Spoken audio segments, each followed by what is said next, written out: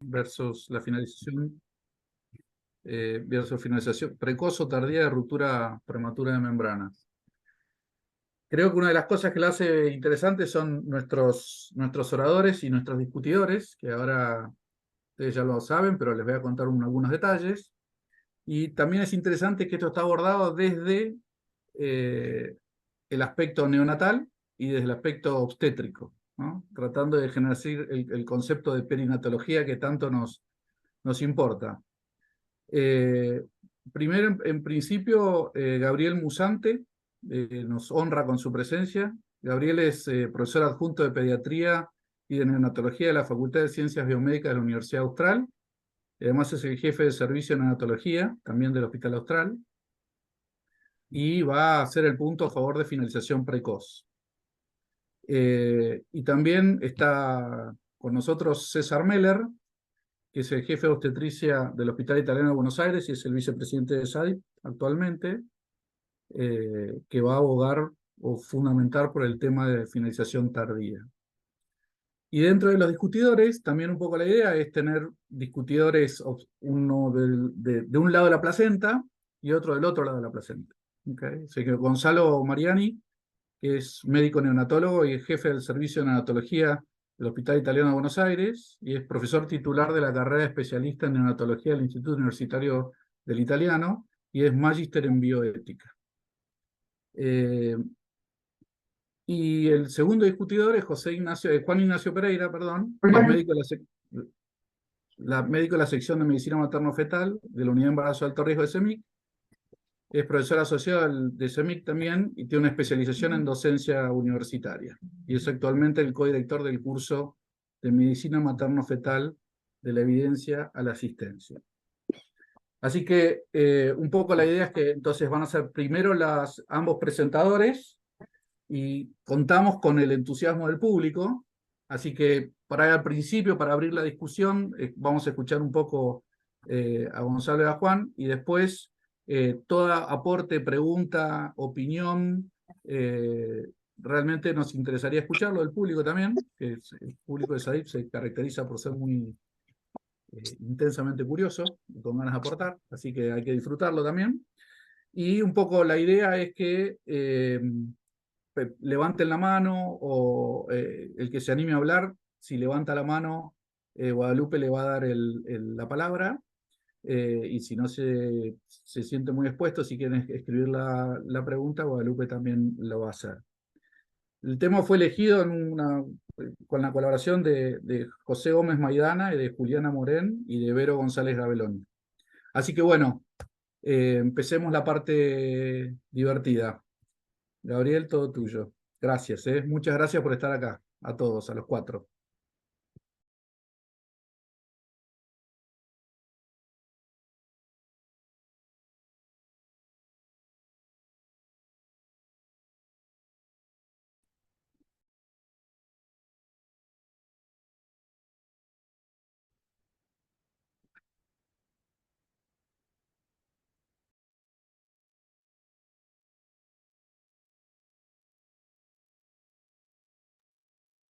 ¿Qué pasa, Gustavo? ¿Algún problema? Sí, no, es que tenía que poner el audio antes de Ahí está. compartir. Perfecto. Ahora sí. Bueno, buenas tardes. Ahora sí, creo que me escuchan. Estaba hablando solo. Bueno, muchísimas gracias a las autoridades de SADIP por invitarme a esta sesión de controversia. Gracias a Gustavo y a los organizadores. La verdad que es un gusto estar con tanta gente, digamos, que está participando. Ya vi el número en el Zoom, que hay mucha gente. Espero que sea una controversia. De todas maneras, bueno, no quiero hacer un spoiler, pero bueno, me gustaría que con César, que es un honor compartir esto con él y también con Gonzalo y con el doctor Pereira, me gustaría que lleguemos a una conclusión, digamos, que aprendamos un poco cada uno y que mejoremos todos. Quería empezar un poco dando una especie de disclaimer o un aviso. Digamos, me siento honrado o privilegiado de haber tenido maestros que me enseñaron a tener una visión crítica, desde el doctor Carlos Gianantonio, el doctor Eduardo Bancalar y el doctor Luis Pruden, creo que me mostraron, yo traté de tomar lo más posible, no sé si lo logré, pero esa actitud crítica y esa actitud de siempre quejarse, como decía este gran neonatólogo que muchos conocerán, Bill Silverman. Él siempre ponía esta frase de siempre quejarse en latín, siempre quejarse, siempre cuestionar todo, y bueno, ahí pone un poco por qué es que él nos alentaba siempre a buscar la verdad y a no aceptar las cosas por dadas o por hechas, sino siempre cuestionarnos todo, ¿no? Y un poco la idea es transmitir esa visión. Básicamente les quiero plantear algunas reflexiones a priori, digamos, y algunas ideas. Primero pensar en un marco conceptual, una idea rectora, que es un poco lo que empiezo hablando. Hablar de los riesgos asociados a la ruptura prematura de membranas, si existe la posibilidad de hacer tanto una prevención como un diagnóstico. Y esto también es otro spoiler, hablamos de precoz y tardía, digamos, y bueno, yo espero que al final del día hablemos más de un momento oportuno para la terminación del embarazo, si es que no termina solo, que también lo vamos a ver.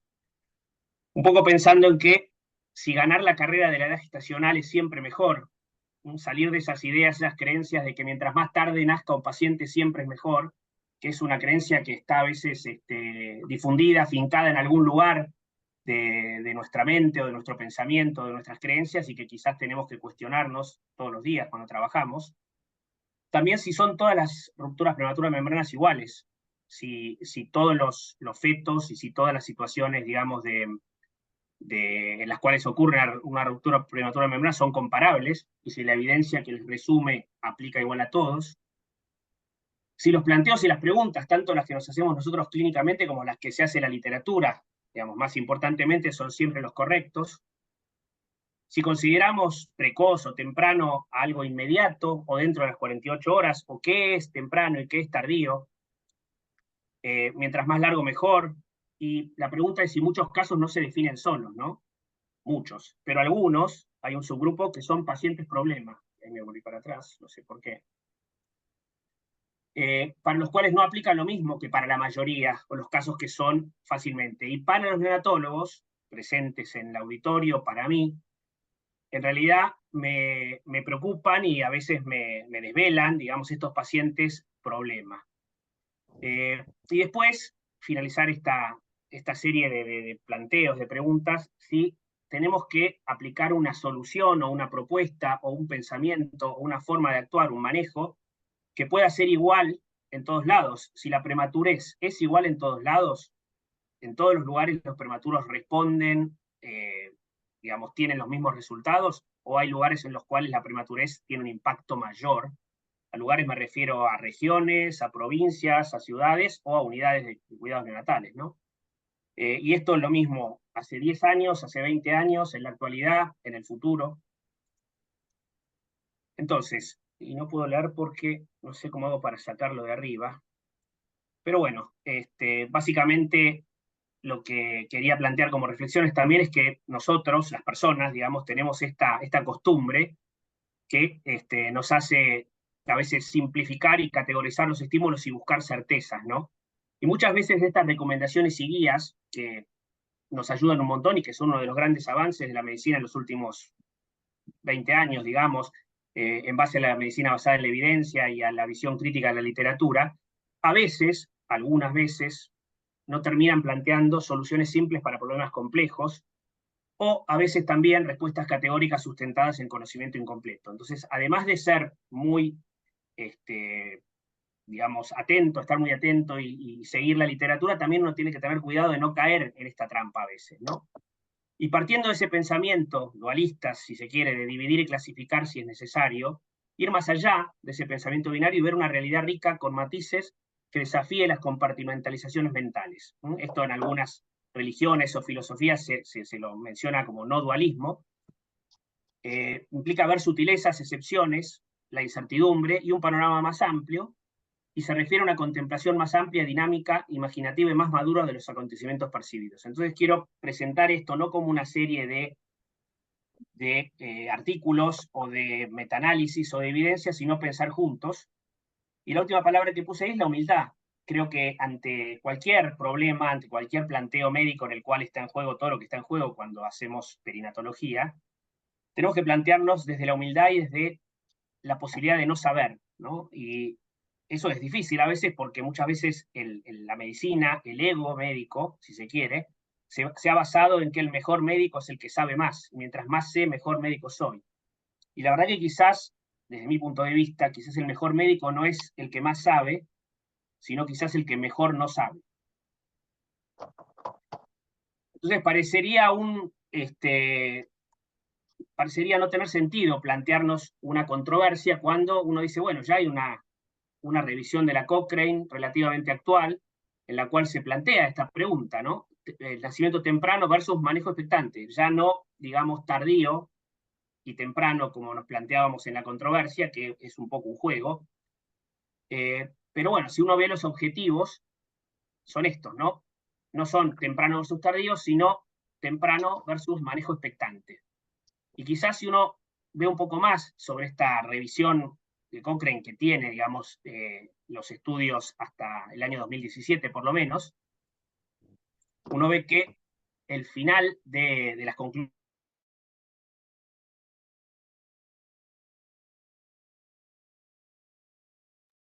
se asocia con mejores, por lo menos hasta donde sabe,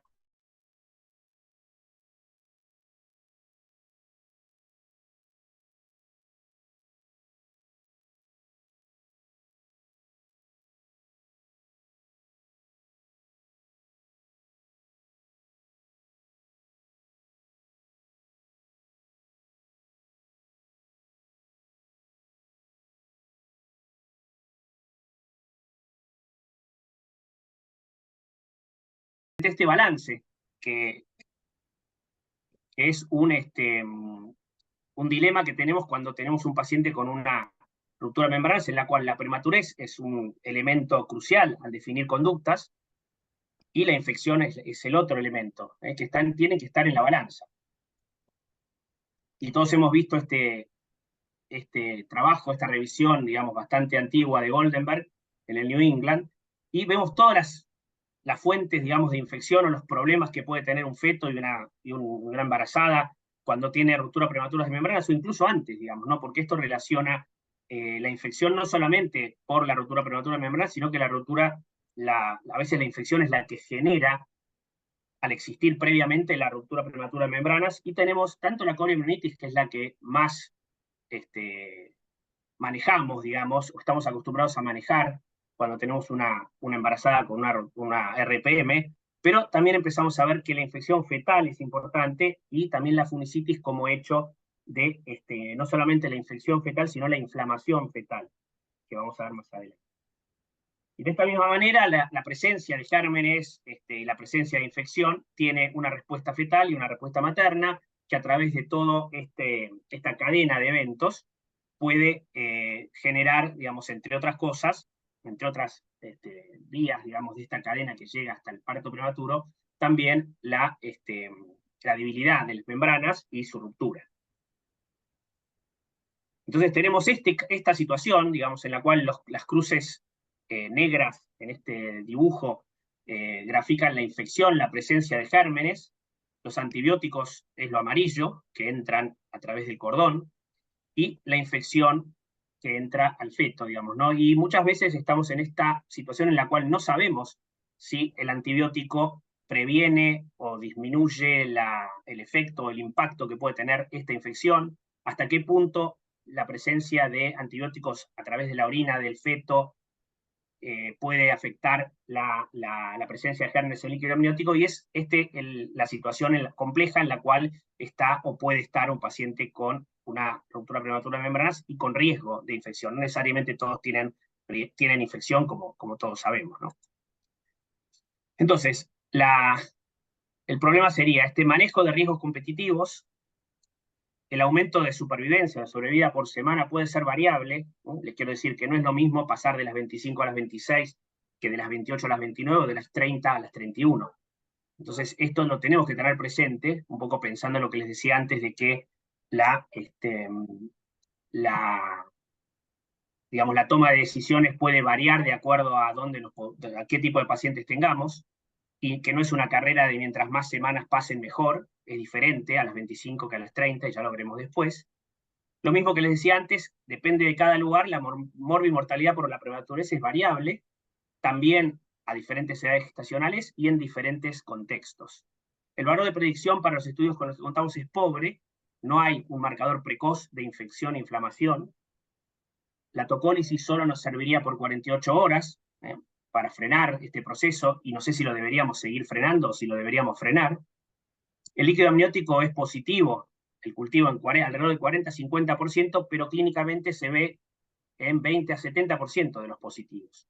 Entonces eso nos complica aún más la toma de decisiones y el planteamiento de manejo.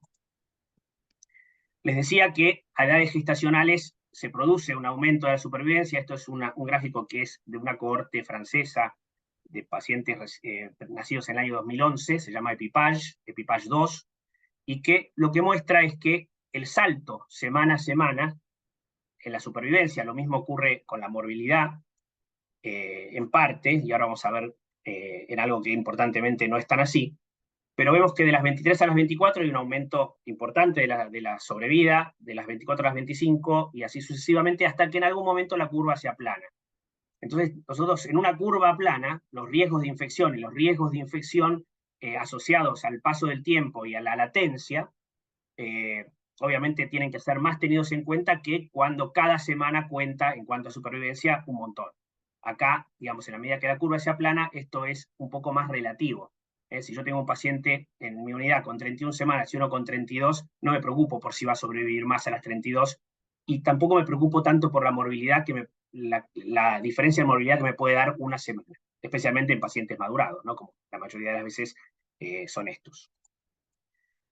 Entonces, mucha gente dice, bueno, sí, los pacientes sobreviven 80%, 70%, 75%, depende del lugar, a partir de las 25 semanas, a partir de las 26 semanas, depende de dónde, pero siguen teniendo más morbilidad neurológica, que es lo que más nos preocupa, en definitiva, porque es lo que va a marcar el desarrollo y la vida futura de esos sobrevivientes.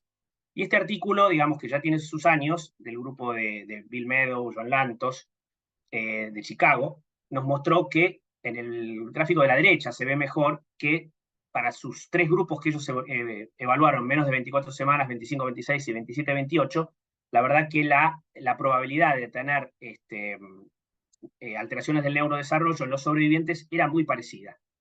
O sea, como que los que sobreviven no andan mucho peor. El tema es que se mueren más. Entonces les hablaba de variabilidad, y esto es el grupo Neocosur, al que, digamos, tanto mi centro como el centro de Gonzalo y de César pertenecen, entre varios otros centros de la Argentina, de Chile, de Paraguay, de Perú. Y esto muestra la variabilidad en los resultados de mortalidad en menores de 1.500 gramos en esta red. Y vemos que el promedio sería el 1. Esto es ajustado a riesgo perinatal, no a riesgo de cada paciente o de cada grupo de pacientes. Y vemos que hay centros que están abajo del promedio. Entonces yo me paro distinto frente a mi prematuro que van a ser a las 26, 27, 28 semanas si mi centro es uno de estos, que si mi centro es uno de estos. Tanto el neonatólogo como el obstetra que trabaja en cada uno de estos centros y en cada uno de estos centros. Lo mismo vemos no solamente en la mortalidad o en la sobrevida, sino también en uno de los elementos que estamos empezando a mirar cada vez más, que es la sobrevivencia sin morbilidades mayores, que es un outcome bastante, digamos, más pulido, bastante más completo. Y vemos que la variabilidad también, que eso sería lo celeste, la mortalidad es esta, lo bordó o lo rojo, y los pacientes que sobreviven sin morbilidades mayores son los celestes. Y vemos que la variabilidad es grande. Entonces, cada lugar tiene que conocer dónde está parado y, en virtud de eso, también tomar decisiones. Y voy a empezar a hablar ahora de lo que nos preocupa mucho a los neonatólogos y a los perinatólogos, que es lo que se llama FIRS, el síndrome de respuesta inflamatoria fetal, que ya hace más de 20 años fue descrito por el grupo de Roberto Romero, del NIH, con el grupo de Jun en Corea, que trabajó mucho con él. También fue, de alguna otra manera, descrito por Daman y Leviton en Boston, la asociación de infección con con el impacto sobre otras, el impacto a través de la citoquina sobre el sistema nervioso central, que vamos a ver más adelante, pero básicamente lo que ellos empezaron a ver y empezaron a reportar es que aún sin sepsis neonatal, sin sepsis fetal, quizás, en madres con sospecha de infección o ruptura prematura de membranas, se empezó a encontrar morbilidad compatible con un proceso inflamatorio sistémico, que ellos caracterizaron y describieron como un aumento de la interleuquina 6 en plasma fetal, que estaba asociada a parto prematuro, a mayor morbilidad y que tenía una afectación multiorgánica. En este contexto, el nacimiento, el trabajo de parto podría ser un mecanismo protector y un poco también el tema de que si los fetos infectados se comportaban clínicamente igual, todos, este tema de la edad gestacional que vamos a ver ahora y que les decía antes, si algunos se definen solos porque terminan naciendo, digamos, porque uno al suspender la autoinhibición y si el paciente sigue con trabajo de parto, el paciente termina naciendo, y si en los pacientes que tienen una latencia prolongada son aquellos que no están infectados, como vamos a ver después.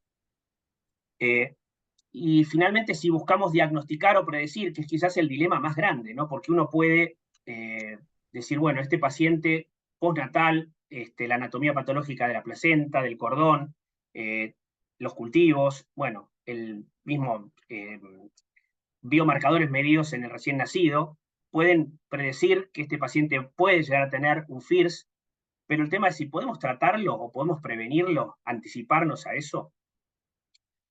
Este mismo grupo en el año 2015 publica un artículo que es interesante y que es el que muestra de alguna forma lo que les decía antes de que no son todas las rupturas de prematura de membranas iguales, y las separa por edad gestacional, menores de 25, entre 25 y 33, y mayores de 33 hasta 35. Y vemos que la presencia de inflamación asociada a infección, a rescate microbiano, es mucho mayor en aquellas rupturas prematuras de membrana muy tempranas, que es importante, pero que es menor en las más tardías, y que hay un número importante de inflamación intramniótica que no rescata cultivo, que llega a casi un 90% en menores de 25 semanas, pero que llega a un 50% en quizás la población más frecuente, o la cual más frecuentemente nos ocasiona, digamos, dilemas de manejo, que es la de 25 a 33 semanas, y es casi el 50%.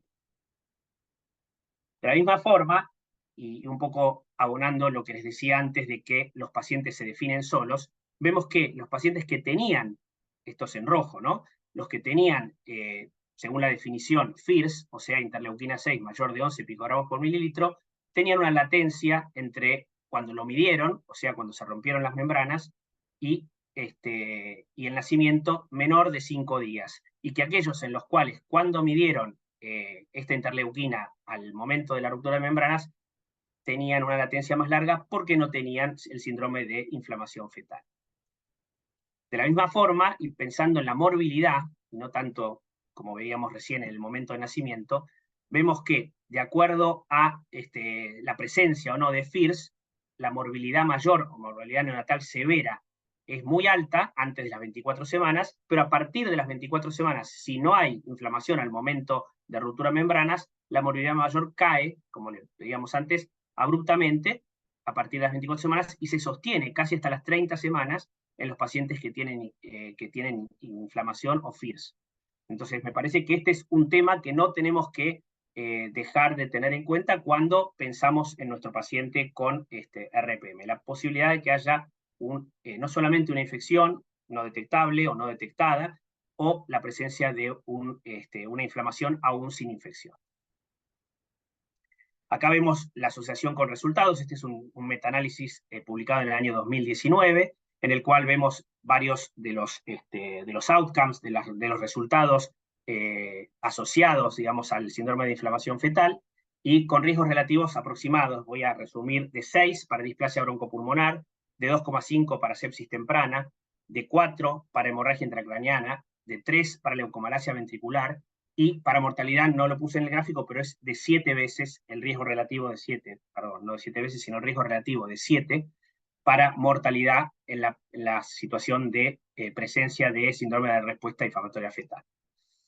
Les decía antes que Daman y Leviton son dos neurólogos pediátricos que describieron esto también en la misma época que Romero y el grupo de él describían el FIRS, y básicamente lo que mucho nos preocupa es que la asociación con daño de sustancia blanca, que es uno de los elementos más relacionados con las alteraciones del neurodesarrollo en los pacientes prematuros, tenía una asociación no solamente con la infección perinatal, sino con la presencia de citoquinas, quizás maternas, en la sangre fetal, y que esto se asociaba fuertemente con daño de sustancia blanca, que es lo que también se ha definido como leucomalacia periventricular, pero el daño de sustancia blanca es un poco mejor como término. De la misma forma, este gráfico de los mismos autores muestra que la infección intrauterina o la respuesta inflamatoria fetal puede causar parto pretérmino y problemas cognitivos, motores y de comportamiento, de neurodesarrollo, lo mismo que la enfermedad de sustancia blanca, y quizás directamente esto que no es demasiado conocido, pero también, digamos, ¿no? Como que los caminos de la infección al daño neurológico de todo tipo, digamos, es bastante claro y bastante preocupante.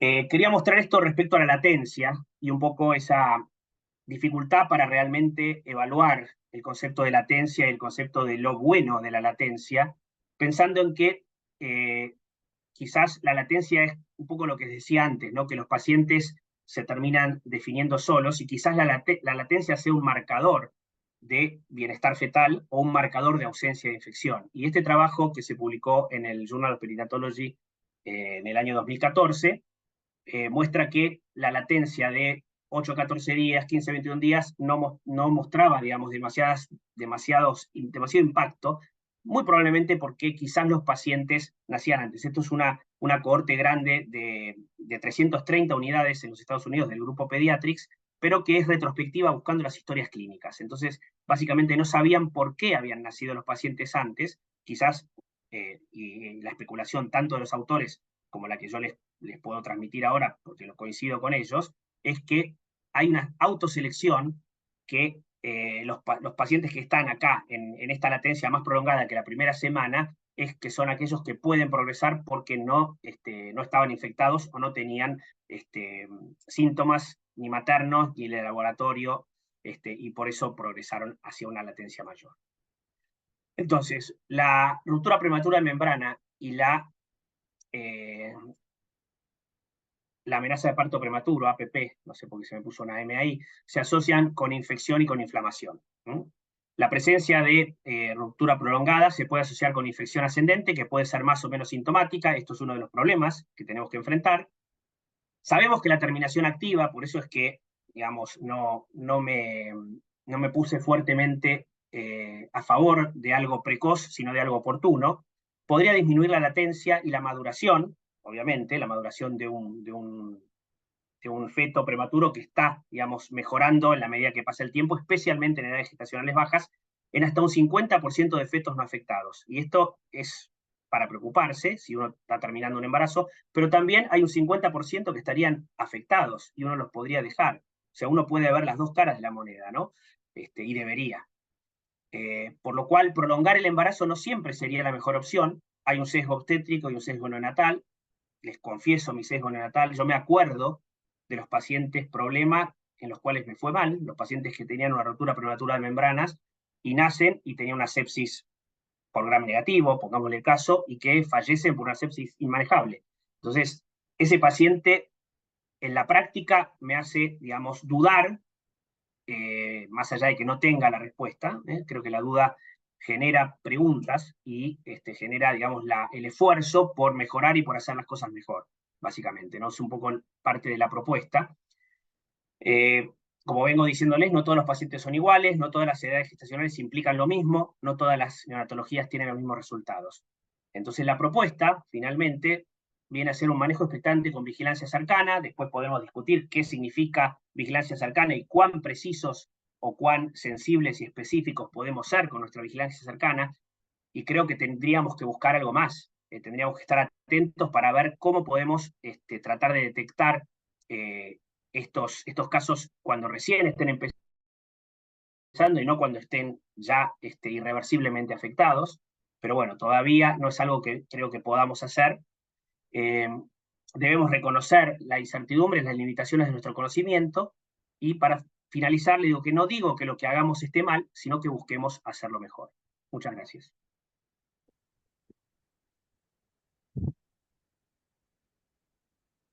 Muchas gracias, Gabriel. Buenísimo.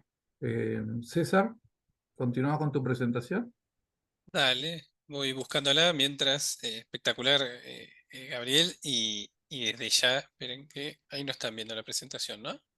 ¿Están viendo el formato presentación o las diapos? Vemos las diapos, pero sin formato Claro. presentación. Vamos de vuelta. ¿Ahora? Ahora sí. Ahí sí. Decía, bueno, primero, espectacular estar acá. Tenemos 320 o participantes, no sé cuánto, un montonazo. Buenísimo, Gabriel, y desde ya les digo que van a ver que yo diría que más que una controversia, tenemos un montón o casi todos, o 100% de puntos en común.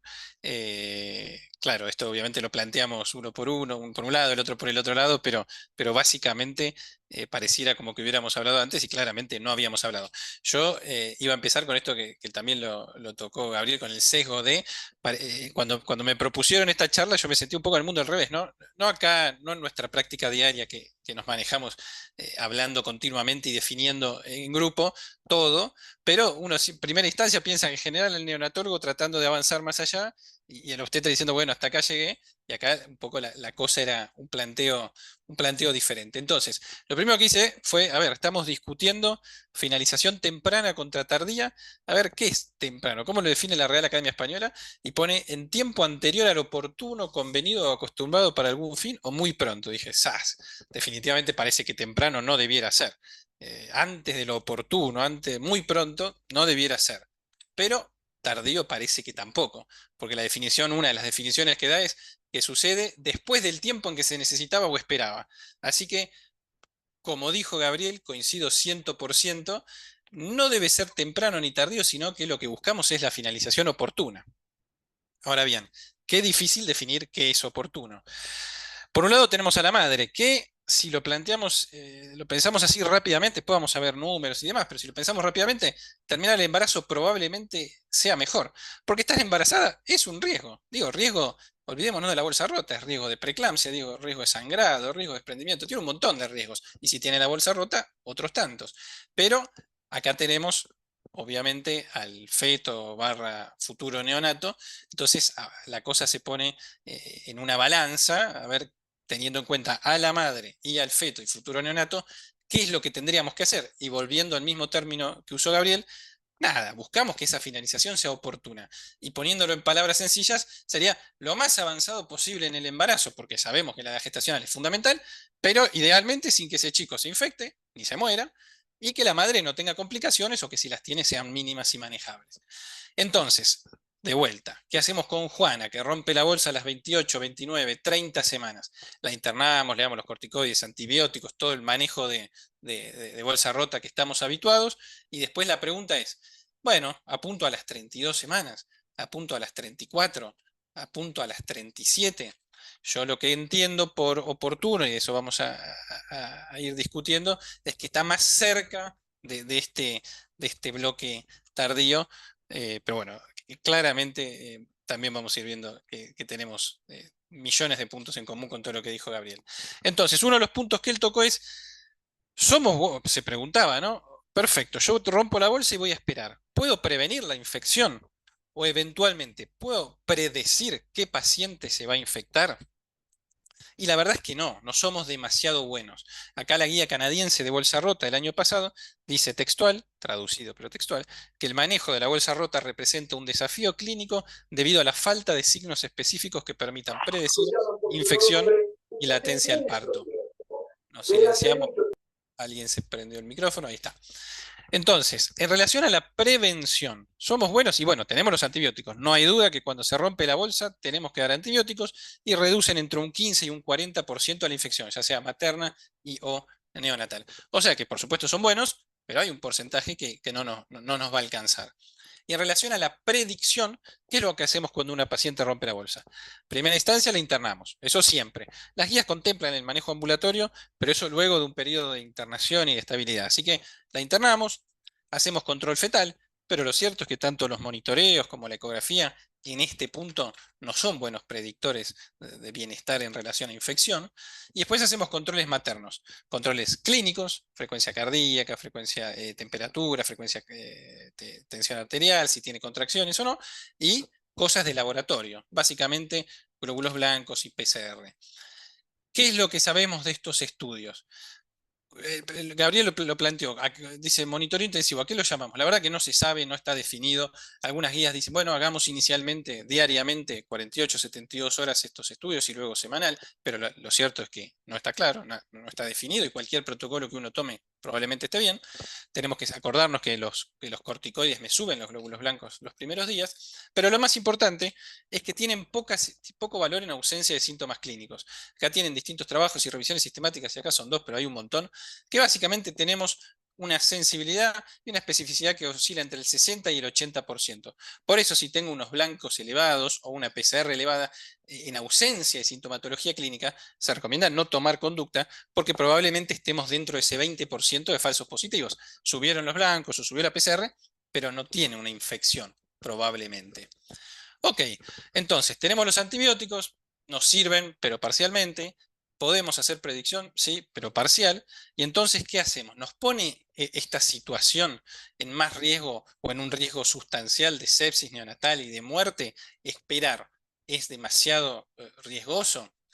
Nosotros hace unos años habíamos publicado esta revisión de bolsa rota, donde decíamos que hasta la fecha las guías sugerían la finalización a las 34 semanas, pero que podría considerarse eventualmente ir hasta las 37. ¿Por qué decíamos hasta las 34? ¿Por qué no terminarlo antes? ¿No? Un poco que es el eje de esta controversia de hoy. Esto lo tocó en detalle Gabriel. Este es un trabajo que en realidad es un análisis secundario de un estudio randomizado para sulfato de magnesio, pero tomaron 1.600 pacientes que rompieron la bolsa antes de las 37 semanas y se fijaron qué pasaba con la latencia. Y lo que encontraron es que aquellas pacientes que tenían un riesgo de sepsis, una latencia prolongada definida como 4 semanas o más, es decir, rompía la bolsa y pasaban 4 semanas o más, el riesgo de sepsis neonatal era significativamente menor, un 80% más bajo. Y esto significa que romper la bolsa es un factor protector, obviamente no, tiene que ver claramente con lo que explicó muy bien Gabriel, con este fenómeno de autoselección, donde probablemente las pacientes que rompen la bolsa y ya tienen una infección, y probablemente sea la causa por la cual rompieron la bolsa, 30%, lo que fuera, esas, por más que yo las quiera esperar, se van a alargar, se van a hacer. Fíjense que acá en este análisis de las pacientes, ese 15% de las 1.500 pacientes, un 15% hizo una sepsis neonatal. Si miramos en qué semana desde que rompió la bolsa hasta que nació, fíjense que más del 80% fueron las pacientes que rompieron la bolsa y nacieron. Más del 80% de las sepsis neonatales son las que estaban en ese grupo que rompieron la bolsa y se hizo. En cambio, aquellas que cruzaban las 4 semanas o más eran las que tenían el menor riesgo de sepsis. Entonces, la conclusión de este trabajo obviamente no es que es bueno romper la bolsa, por supuesto que no, sino que la exposición prolongada a un medio ambiente en el cual he roto la bolsa no modificaría en forma independiente el riesgo de sepsis neonatal. Claro, tengo que tener el diario del lunes, ¿no es cierto? Yo no sé qué paciente va a estar en un lado o en otro, o por ahí podría saberlo, al final de la charla lo vamos a discutir, pero si al final del día, obviamente, estoy en el grupo que tuvo una latencia mayor y voy a nacer a las 33, 34 semanas en vez de las 29 con 800, 900 gramos más, obviamente me va a ir mejor. Pasa que después veremos si podemos saber de qué lado voy a estar. Pero como explicó Gabriel, claramente hay un fenómeno de selección, autoselección, en el cual las que ya tienen una infección, sobre todo, son las que se largan y se hacen. Esta es la revisión Cochrane que mostró él también del año 2017, que básicamente juntaba 12 estudios randomizados con bolsa rota de menos 27 semanas, como mostró, y decía, ¿qué pasa si hacemos nacimiento pronto, básicamente optimizar a la paciente y dar corticoides, lo que fuera, contra manejo expectante? Y lo que mostraron fue, y volviendo a la primera pregunta que hice hace un rato, el tener la bolsa rota, ¿me pone en más riesgo de sepsis o de muerte si espero? Bueno, acá tienen conducta parto inmediato, digamos, contra conducta expectante a la derecha, y no encontraron más riesgo de sepsis neonatal. Lo que sí se vio fue que en el grupo de parto, entre comillas, pronto, tenían más como nacían más prematuros, más complicaciones respiratorias, obviamente, más distrés respiratorio, más necesidad de ventilación, más ingreso UCIN, y por la contra, en el grupo expectante, más tiempo de bolsa rota me exponía a más coriomionitis, sin esto estar asociado a más riesgo de sepsis neonatal. Y lo que también se encontró es que aumentaba 2 a 3 veces la conducta de finalización inmediata o pronto, si se quiere, 2 a 3 veces el riesgo de muerte neonatal. Y otro aspecto importante que uno siempre tiene que mirar cuando mira revisiones sistemáticas, y toda revisión Cochrane lo trae, es qué confianza tienen los autores en eso que nos están diciendo. Y fíjense que para complicaciones respiratorias o muerte neonatal, la confianza es alta. Cuando uno encuentra una confianza alta, lo más probable es que ese resultado que nos están mostrando sea cercano al efecto real. Dicho de otra manera, probablemente muchos trabajos que se puedan hacer a futuro no van a cambiar la dirección del resultado. Una confianza moderada, tenemos buen nivel de evidencia, pero es verdad que nuevos trabajos pueden mostrar diferencias sustanciales, puede incluso cambiar la dirección del efecto. Entonces, la conclusión de esta revisión Cochrane dice que en pacientes que rompen la bolsa antes de las 37 semanas y que no tengan contraindicación para continuar el embarazo, la política de conducta expectante, volvemos a lo que decía Gabriel, con monitoreo cercano, se asoció a mejores resultados para la madre y para el neonato. Y lo otro que nos preguntamos es, ok, decíamos en el 2018 que las guías decían ir hasta las 34 semanas, pero que eventualmente podíamos considerar hasta las 37.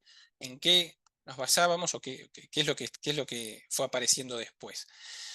Hay 3 estudios que en realidad podemos sintetizarlos en 2, el PROMEXIL 1, el PROMEXIL 2 y el PROMPT, que estudiaron los 3 lo mismo. Bolsa rota, paciente que rompe la bolsa y llega a las 34 semanas. Puede ser que lo rompa a las 34 semanas en adelante, en el periodo de pretérmino tardío, o que tiene la bolsa rota y llega a las 34 semanas. Y randomizaban a las 34 semanas, como era la conducta habitual, parto, nacimiento, versus conducta expectante y tratar de llegar a las 37. Un minuto me tomo para explicar por qué están estos trabajos, por qué el Promexil 1 y el Promexil 2. Se hizo el Promexil 1 en los Países Bajos, a la par se hacía este PROMPT, que había hecho un cálculo de tamaño muestral que necesitaban 1.800 pacientes para poder demostrar alguna diferencia, si la había, en su resultado primario, que ahora vamos a ver, pero era sepsis neonatal, que es lo que estamos intentando ver si hay mayor riesgo o no. Cuando iban por 900 no tenían más fondos, o 1000, no sé, no tenían más fondos, entonces los investigadores del grupo de Promexil dijeron, hagamos otro trabajo, completando el N que falta para que entre los 3 lleguemos a los 1800. Largaron el Promexil 2 y el PROMPT, que era un multicéntrico internacional, consiguió los fondos y entonces terminó su trabajo, juntó los 1800 pacientes y además tenemos estos otros 2. O sea que tenemos un buen número de pacientes.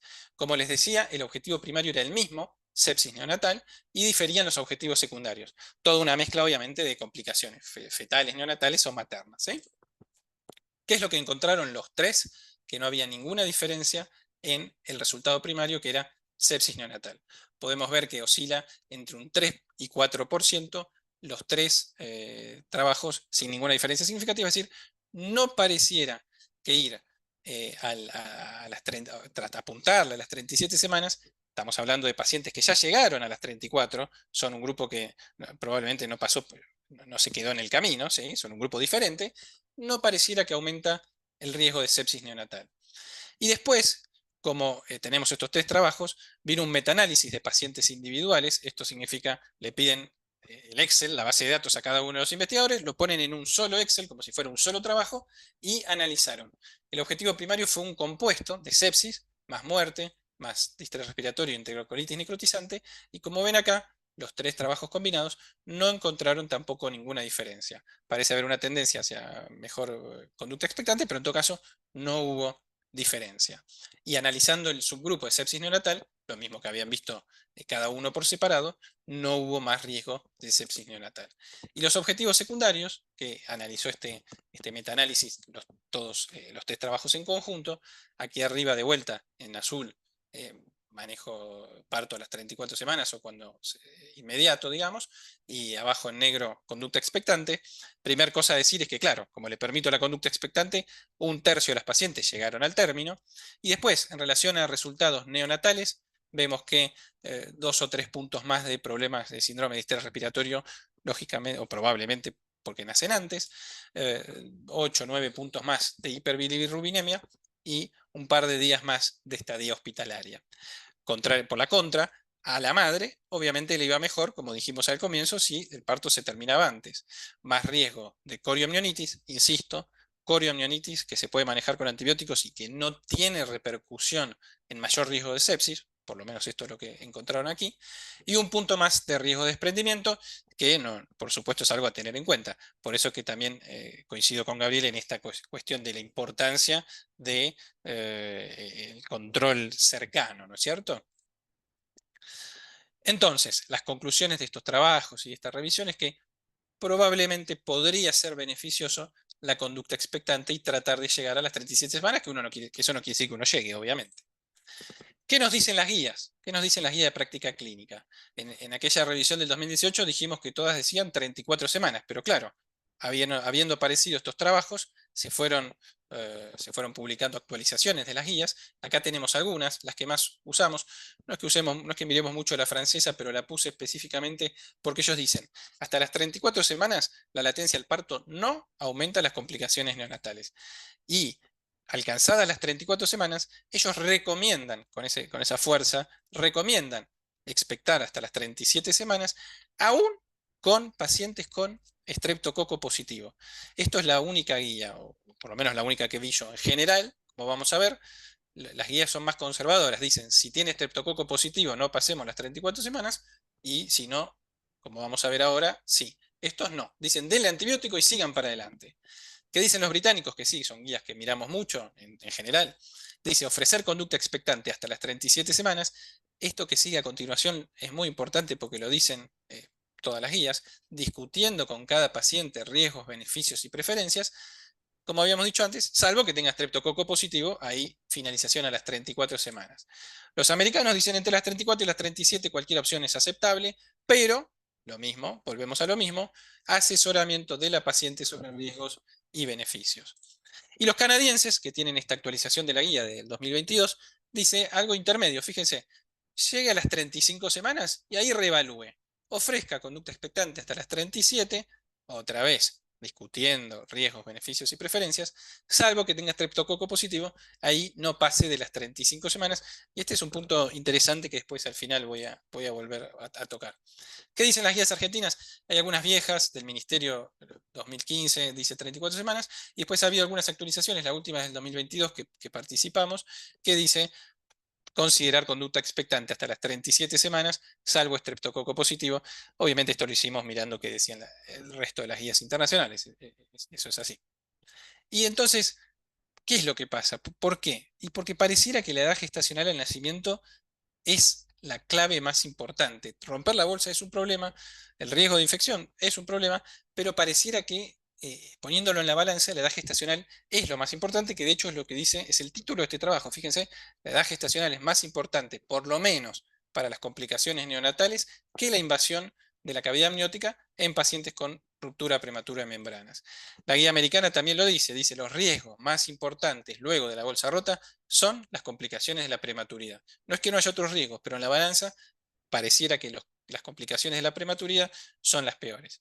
Y este es un trabajo poblacional de este año, con 135.000 pacientes, que básicamente va a lo mismo. Juntaba pacientes con bolsa rota entre las 32 y las 37 semanas y dice que cada semana que avanza disminuye o es el principal predictor de disminución de morbi-mortalidad.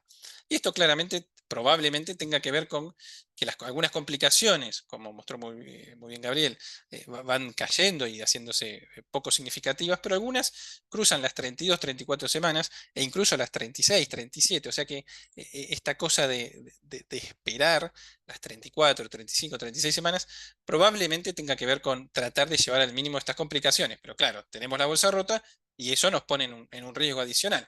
Bueno, la guía canadiense dice que la edad gestacional de la bolsa rota y la edad gestacional del nacimiento son los principales predictores de resultados neonatales a corto y largo plazo, superando el riesgo de infección intraamniótica. No es que no nos importe, sino que, bueno, ellos lo ponen en la balanza y dicen, preferible esperar. Y de hecho, y esto lo puse en inglés textual, porque me pareció interesante mostrar, si ustedes han leído guías canadienses, siempre ponen 3, 4 o 5 mensajes clave, y fíjense que uno de los que ellos eligen para poner en su actualización del año pasado es que como la prematuridad es la que confiere el principal de los riesgos, tanto fetales como neonatales, en caso de bolsa rota, el manejo expectante sigue siendo la principal estrategia de reducción de riesgos y es el estándar de cuidado en ausencia de contraindicaciones, desde ya.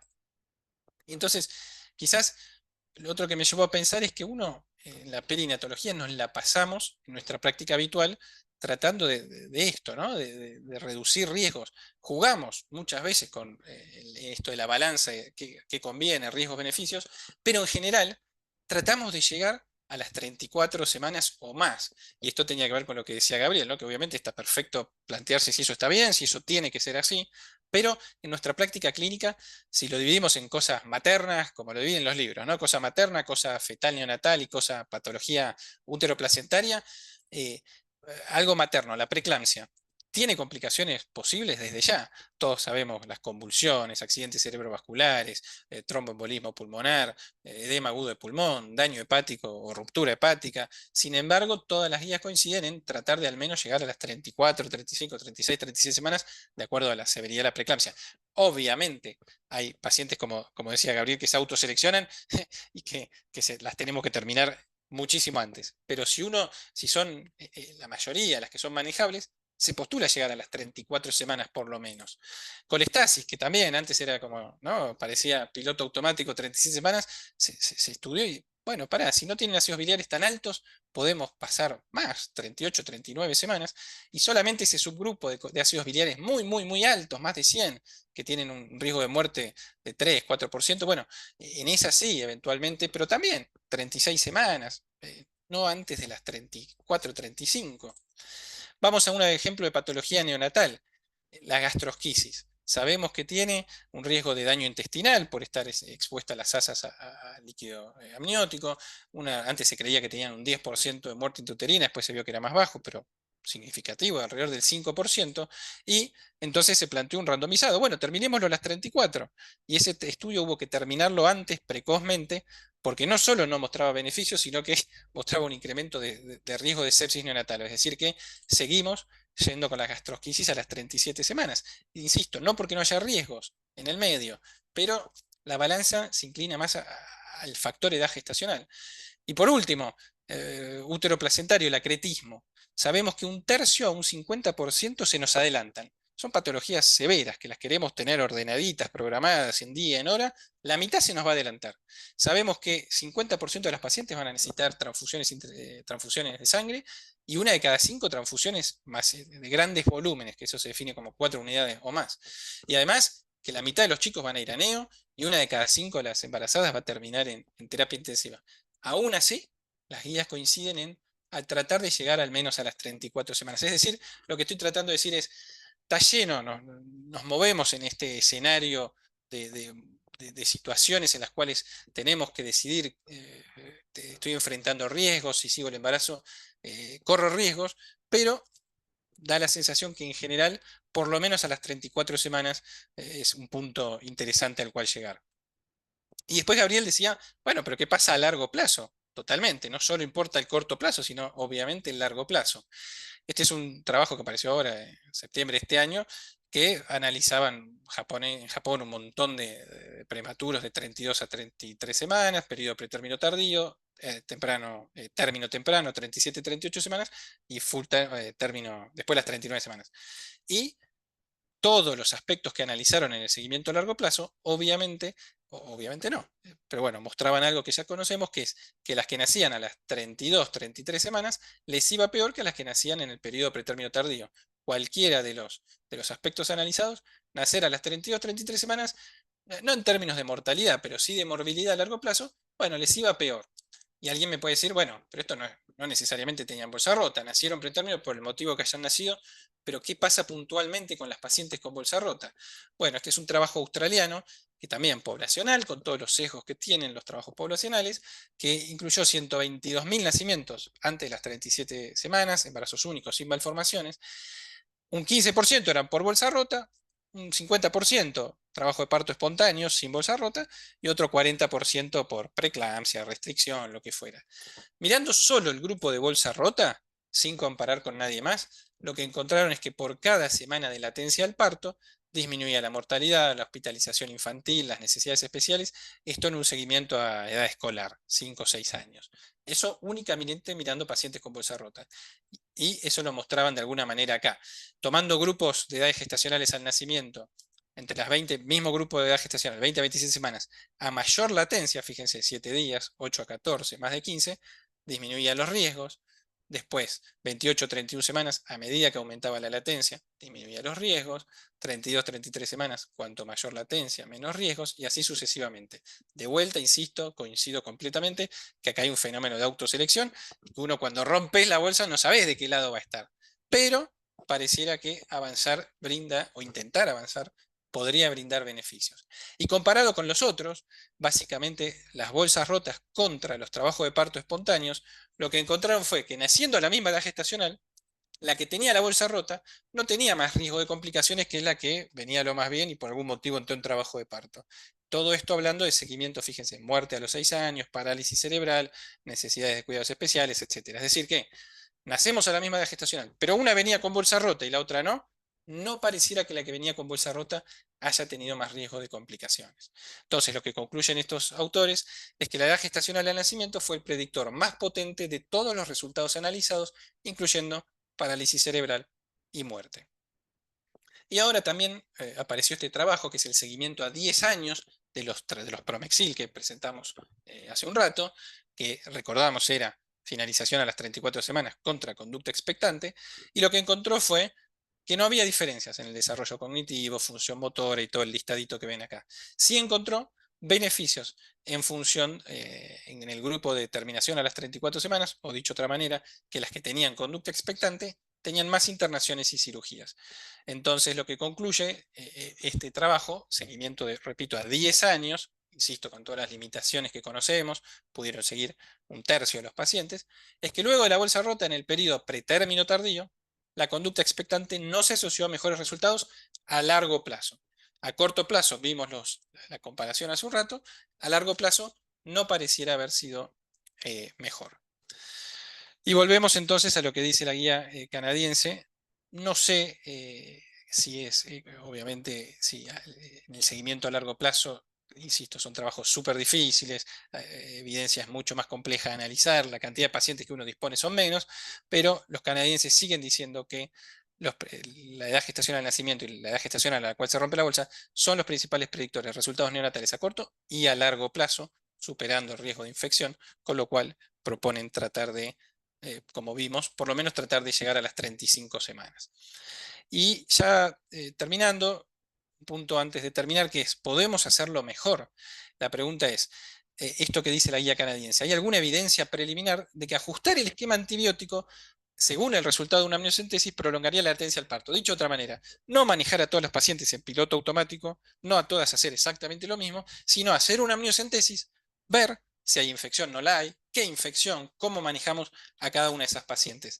Fíjense que esto por eso había puesto el grupo de Barcelona, porque tienen un manejo interesante que es, ellos proponen a toda paciente de menos de 34 semanas con bolsa rota, hacerle una amniocentesis, hacer distintos estudios, glucosa, gram, cultivo para aerobios, anaerobios, micoplasma, interleuquina 6, y de acuerdo a los resultados, adecuar el manejo. Como había dicho Gabriel, cuando rompemos la bolsa, ya un tercio de las pacientes ya tienen la infección. Y esas probablemente son las que se autoseleccionan. Y por más que yo quiera avanzar en el embarazo, no voy a poder. Y probablemente en ese subgrupo es donde voy a tener, si no todas, la mayor parte de las sepsis neonatales. Pero tenemos 2/3 que al momento de romper la bolsa no tienen infección. Entonces, y fíjense que, por otro lado, las que rompen la bolsa y ya tienen una infección, rompen la bolsa en edades gestacionales más precoces y obviamente tienen su parto mucho más precoz que las que no tienen infección, que avanzan más y tanto rompen la bolsa más tardíamente, sino que avanzan más en el embarazo. Entonces, esto es una propuesta interesante que va en sintonía también con lo que decía Gabriel. No manejar todo en piloto automático, sino individualizar, que en realidad es hacia donde va toda la medicina hoy.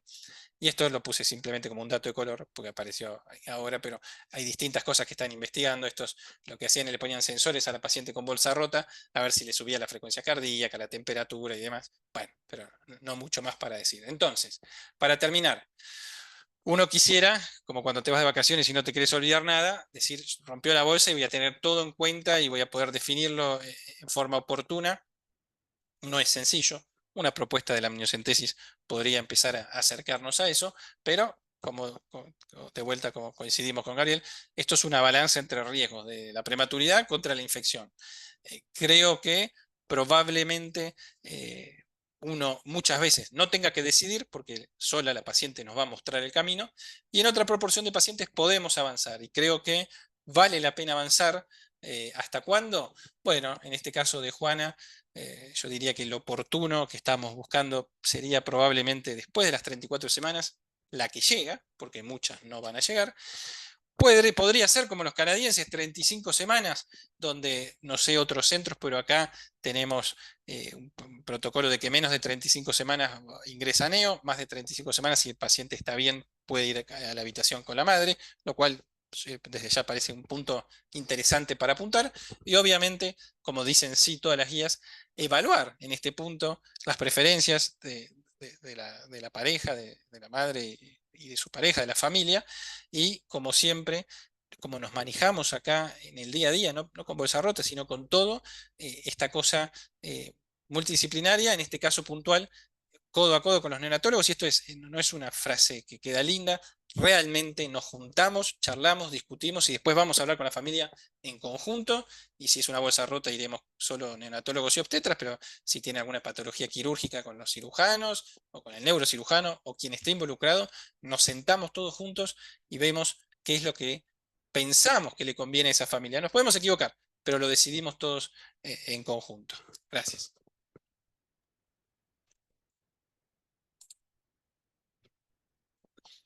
Muchas gracias, César. Bueno, antes de abrir a preguntas al público y a los discutidores, Juan y Gonzalo, solo dos reflexiones, ¿no? Una, me parece que lo rico de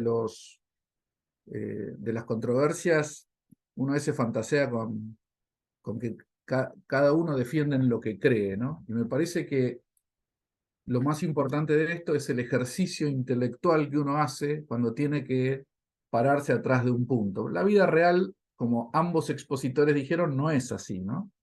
La vida real es que hay distintos escenarios clínicos y distintos matices que uno tiene que considerar como para, a veces decide finalizar y a veces decide hacer conducta expectante. Me parece que es un poco una reducción pensar que cada uno de los expositores defiende exclusivamente una postura. Entonces es un juego intelectual, un ejercicio académico.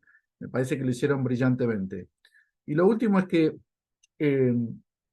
me parece que la naturaleza de esta controversia, yo conceptualmente la rescato de una de las cosas que dijo cada uno de los expositores, ¿no? Uno es, que muy bien lo aclaró Gabriel, el hecho de que yo me quedo tranquilo cuando estoy trabajando en una neo donde el neonatólogo quiere que nazca, más allá de que no esté de acuerdo con que nazca. Pero muchas veces siento que el neonatólogo cree mucho en su trabajo y el obstetra cree mucho en su trabajo, ¿no? Y eso, en cierta forma, refleja confianza en lo que hacen, ¿no?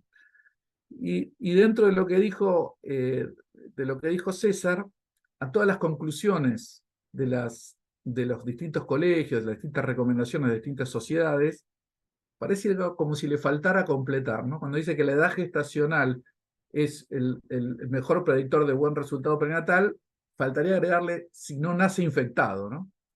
Y como no tenemos una gran capacidad de discernir qué feto intraútero está infectado o no, a no ser que sea muy tarde y muy evidente, me parece que ahí subyace la controversia. Así que bueno, si Juan o Gonzalo quieren dar alguna opinión y después quien quiera del público nos avisa y los escuchamos. Muchas gracias.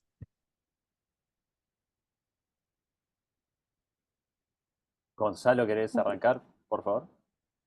Como quieran, bueno, muchas gracias, muy buenas tardes, felicitaciones, gracias Gustavo, excelente, yo estoy extasiado de esta sesión, la verdad que has elegido a dos profesionales de primerísimo nivel que han abordado este tema que, si bien, tal cual vos lo dijiste recién, uno pone el pro-con como una cosa así de confrontación, pero claramente el espíritu es de buscar la reflexión inteligente detrás de cada postura y la verdad que nos han dado una cátedra de cómo pensar esta situación. Así que felicitaciones y muchas gracias. Yo rescato muchas de las cosas que dijeron.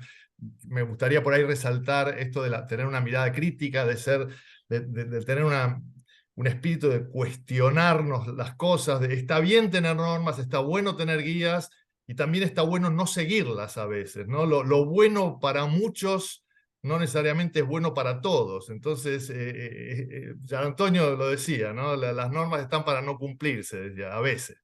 Así que me parece muy importante esta mirada y sostenerla. Yo creo que es fundamental lo que estaban diciendo de trabajar en equipo. Lo nuestro en el italiano es un lujo, el trabajo de la perinatología, de la cual tanto se habla. Me parece que todos tenemos que trabajar para realmente hacer realidad esta idea de trabajar en conjunto, de discutir los casos, los pacientes, una otra vez, y la verdad que eso redunda en muchísimos beneficios para las pacientes y para los grupos.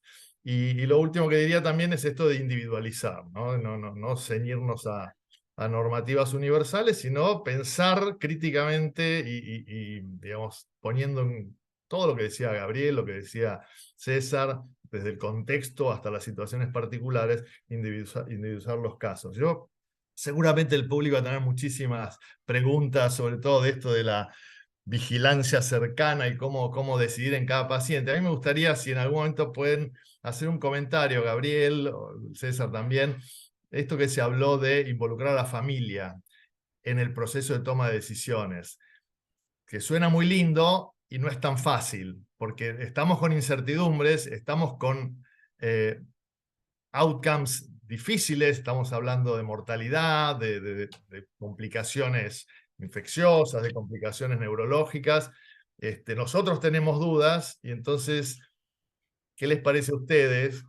¿Cómo abordar estas cuestiones con la familia para incluirlas en el proceso de toma de decisiones? Una pregunta sencilla.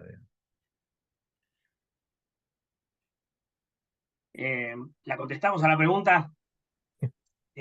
Bueno, gracias, Gonza. La verdad que sí, coincido con todo lo que decís. Me parece que aprovecho el comentario para rescatar el tema del enfoque individualizado. Yo creo que estamos, así como en el año 2000, entre el 95 y el 2000, se nos vino la medicina basada en la evidencia, de la mano de Sackett, de la mano de antes de Silverman, y gente que difundieron, digamos, Gordon Guyatt, bueno, toda la gente que contribuyó a difundir la medicina basada en la evidencia y cambió la forma que algunos veníamos aprendiendo a hacer medicina, y la cambió para bien, digamos, y rotundamente.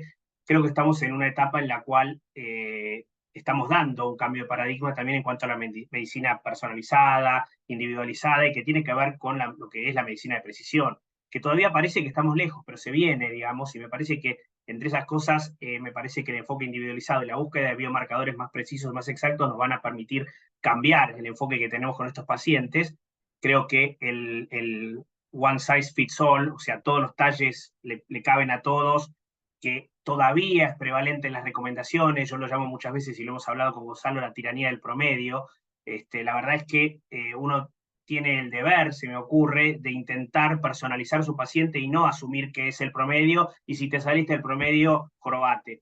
Me parece que es algo que tenemos que hacer, y me parece que hay algo que en el futuro también la genómica, digamos, nos va a marcar qué pacientes tienen más chance de tener ruptura de membranas, qué pacientes tienen más chance de presentar FIRS, qué pacientes tienen más chance de, en relación a FIRS, hacer una leucomalacia o un daño de sustancia blanca. Bueno, me parece que el camino va por ahí. O sea, enfoque poblacional, que es el de las recomendaciones, y en el cual yo alertaría digamos, no ser categórico con el conocimiento incompleto. Digamos, a mí muchas veces el final de las recomendaciones dicen, bueno, falta esto, falta lo otro, mi evidencia es incompleta, y hay sesgos que dicen, que hacen decir, bueno, high evidence, y la verdad es que casi nunca la evidencia es completa. Entonces, me hace ruido cuando las recomendaciones son muy categóricas. Y coincido con César, más que nada, en el tema de no piloto automático.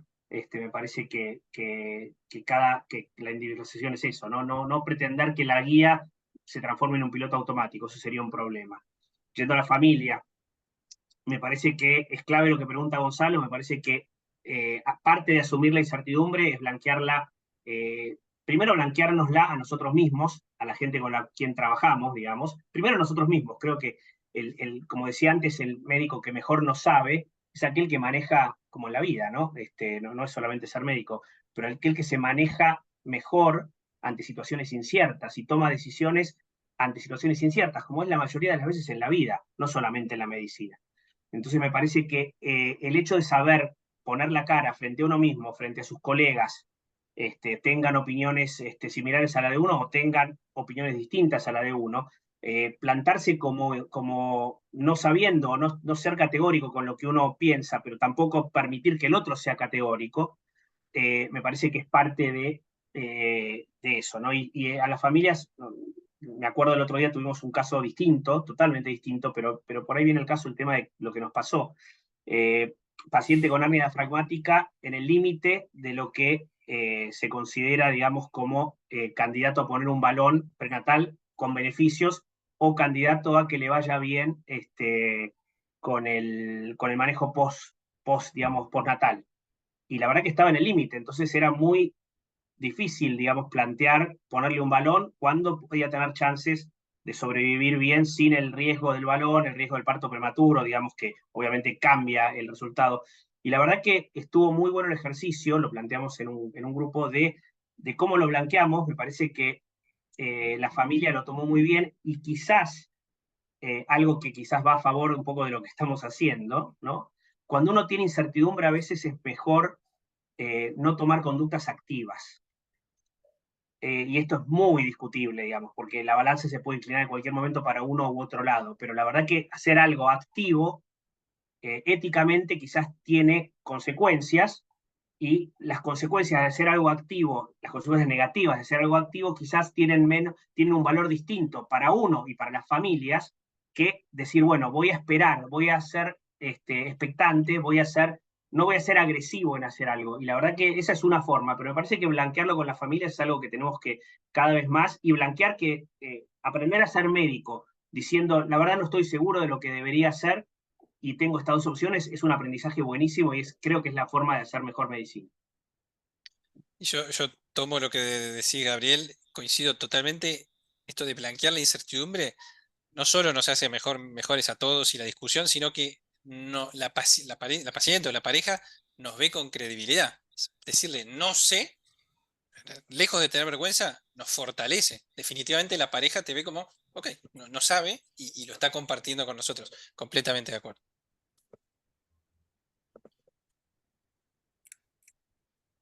Bueno, hola, ¿qué tal? Perfecto, Buenas Juan. noches a todos. Bueno, nada, gracias a Gabriel y a César. No me voy a extender en elogios, pero excelente, magistrales las charlas. Yo les quería comentar un poco focalizando, ¿no?, en lo que es el pretérmino tardío, ¿no? Que ustedes saben, el cerebro fetal en las 34 semanas le falta un 25-30% todavía del peso a las 40 semanas de nacimiento, ¿no? Entonces, hasta no hace tantos años, con un RPM, las 34 semanas era como el estándar de cuidado, y de ahí no nos pasamos porque hay más riesgo de infección y en la neonatología les va bien. Ahora, es difícil pensar que ese 25-30% de peso cerebral que le falta a un feto sea inocuo para el desarrollo cerebral, ¿no? En lo que es medición de habilidades interpersonales, de trastorno de espectro autista, etc. Entonces, a lo que voy es, hoy tenemos evidencia de relativamente buena calidad, como mostró César, de que las 34 ya no son más el límite estricto en el cual tenemos que esperar, sino que la edad gestacional cuanto más avancemos, mejor para el feto. Ahora, mi pregunta es, ¿cuáles serían las pacientes a las cuales ustedes no esperarían a las 37 semanas sin saber de qué lado de la línea estamos con aquellas pacientes que se autoseleccionan, ¿no? O sea, tratar de prolongar el embarazo lo más posible para favorecer no solamente el desarrollo pulmonar, sino cerebral. ¿Y en qué paciente decir, bueno, hasta acá llegamos sí a las 34? Yo lo que diría, Juan, es, como dije al final, a mí me suena, bueno, primera cosa, sí diría, si tiene estreptococo positivo, terminar a las 34, como mostré la guía francesa, dice, no, poner antibiótico y seguir, pero, digamos, da la sensación de que hay un riesgo que probablemente no valga la pena correr. Y después, me da la sensación de que, de vuelta, si llegaste, porque muchas se van quedando en el camino y no tenemos que decidir nada. Si llegaste, ahí vuelve a cobrar importancia esto que decía Gonzalo, de compartir con la pareja. Da la sensación que 35 semanas por estas avanzas un poco, la posibilidad de ir a la habitación con los padres, y sentarse con los padres y tener esta discusión y juntos, ¿no? Juntos, es buenísimo llevar a Gonzalo, ayuda un montón. Entonces, juntos, yo diría que vale la pena si está todo perfecto. Donde algo se salga obviamente ya no. No voy a estar las 35 semanas uteriniviendo. No, antes vieron que estaba la discusión, ya tuvimos la excelente controversia de Lucas y Legui de corticoides en el periodo pretermino tardío. Bueno, ahora puede ser discutible si los usamos o no, pero definitivamente no hay que uterinhibir para avanzar a las 36 semanas, no hay que uterinhibir para dar corticoides, nada, es esa paciente que está todo impecable, que van a ser pocas, la mayoría se van a alargar. Si está todo impecable, en mi cabeza me parece que 35 semanas vale la pena sentarse y ver si seguimos o no seguimos. Agrego, coincido y me parece que tenemos dos situaciones, o sea, yo vuelvo a reiterar el tema de que la situación en edades gestacionales tempranas es distinta o sea, es distinto un paciente de 27, 26 semanas que un paciente de 32, 33 semanas, digamos, totalmente distinto en la etiología, y me parece que una de las cosas importantísimas es diferenciar el tipo de problema que estamos teniendo, el tipo de fisiopatología que estamos teniendo y el tipo de situaciones implicadas, digamos, tanto en cuanto a lo que es la infección, que es mucho más prevalente, como el impacto sobre el cerebro de un desarrollo de la inflamación y de la inflamación. O sea, más allá de que hoy, gracias a la epidemia y a la luz que se le puso, digamos, a lo que es los prematuros tardíos, digamos, eh, sabemos que no es lo mismo 34 que 37 o que 36, digamos, y que más allá de que no es lo mismo un chico de 34 que uno de 24, digamos, no es el mismo prematuro y eso lo debemos resaltar, sigue siendo mejor llegar más adelante y llegar a las 36, a las 37 o a las 38. Eso hoy sí lo sabemos.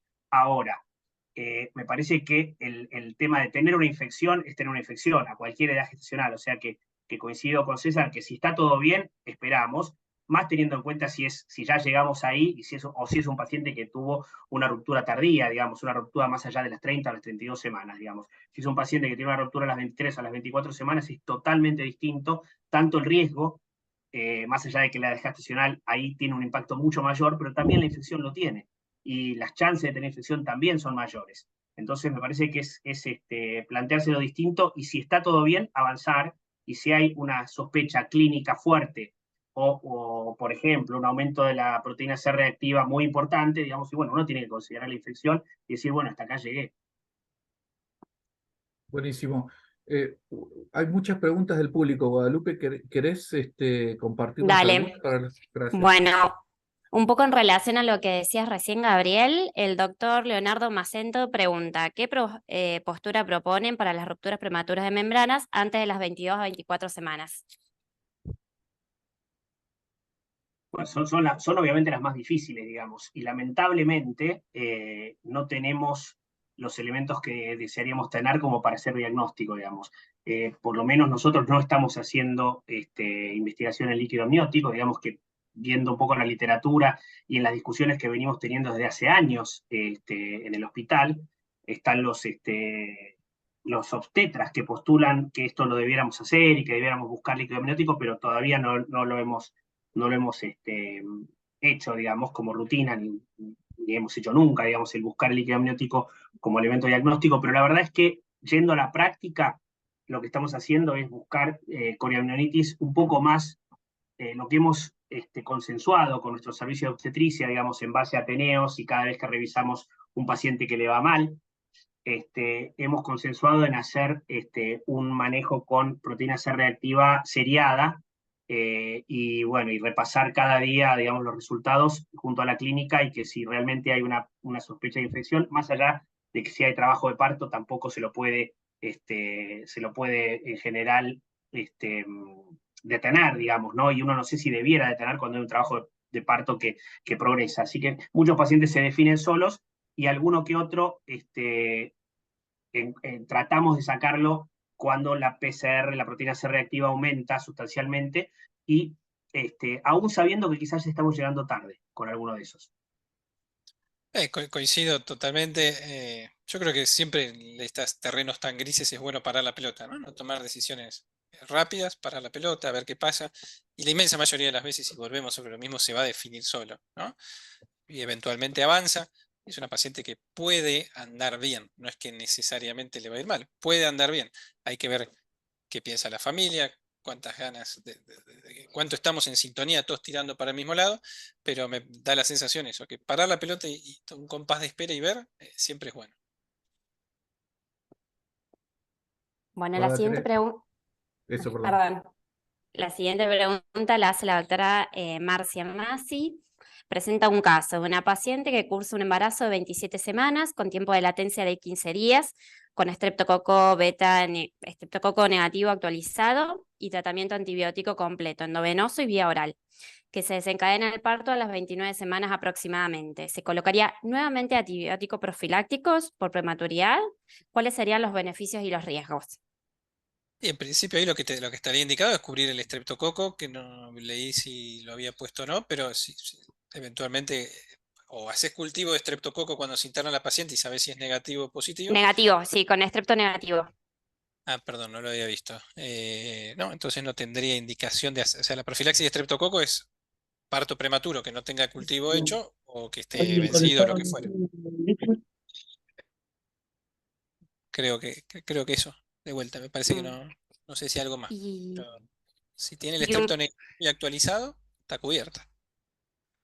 y un Que poco no en quiere, relación, perdón, perdón, que no quiere decir que después, si se hace porque pensás una infección, no le dejes profilaxis, tratamiento por una corio o lo que fuera, eso es otro escenario, ¿no? Una cosa es el estreptococo por prematuridad, y otra cosa es si tiene una corio, desde ya el esquema antibiótico para cubrir a esa madre de esa corioamnionitis, que como vimos, definitivamente, ante una bolsa rota tenemos más riesgo. en cuanto al esquema antibiótico, la doctora Verónica Giuliani pregunta, ¿qué esquema utilizan y por cuánto tiempo en la conducta expectante? Bueno, eso es todo un tema. Hay 20.000 millones de esquemas descriptos, no hay ninguno mejor que otro. Nosotros particularmente usamos eritromicina vía oral porque es fácil, no tenés ni que tener una vía. Es lo mismo que usan los británicos, solo que usan 250 cada 6 y nosotros no tenemos comprimido 250, entonces usamos de 500.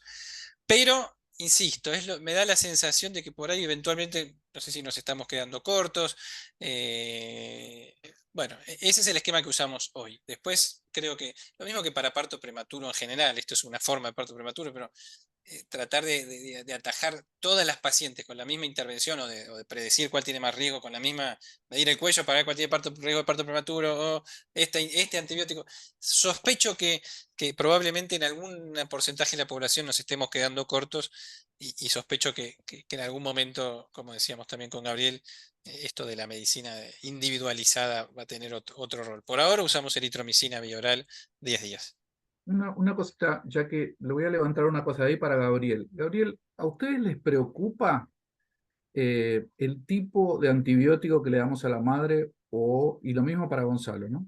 ¿O por cuánto tiempo se los damos como factor de riesgo para que se desarrollen cepas multiresistentes en el neonato? ¿O les es indistinto? Yo creo que sí nos preocupa por múltiples causas, digamos. Me parece que César lo estaba diciendo también.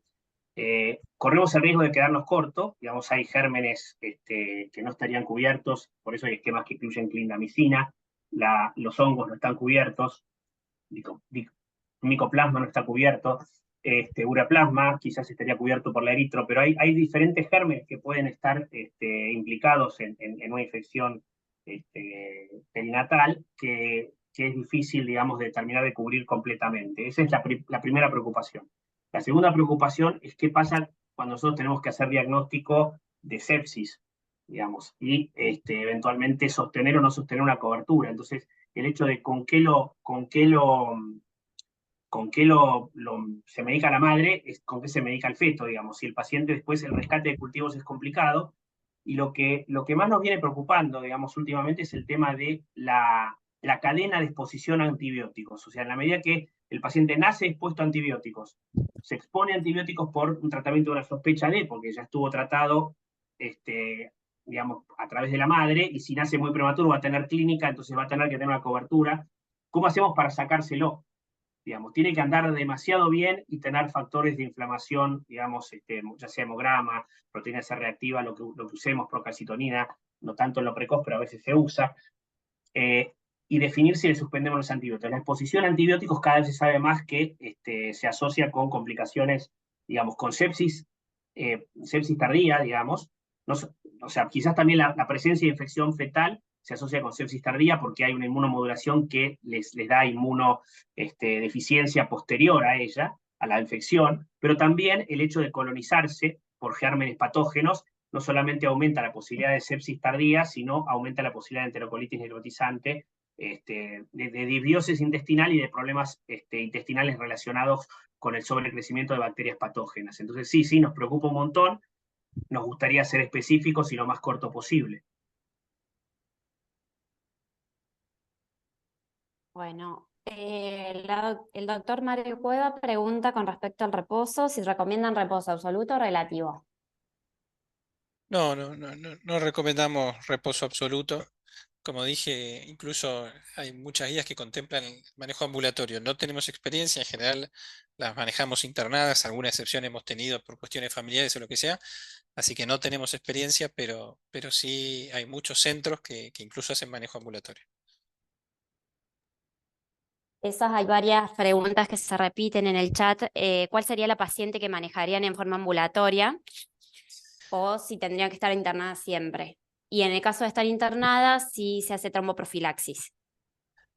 Repito, voy a decir lo que dice la literatura, no tengo experiencia, no tenemos experiencia en el manejo ambulatorio, pero la literatura lo que dice es internarla siempre y una conducta expectante de 48, 72 horas, una semana, lo que fuera, y si está estable, contemplan el manejo ambulatorio. Insisto, no tengo experiencia en eso.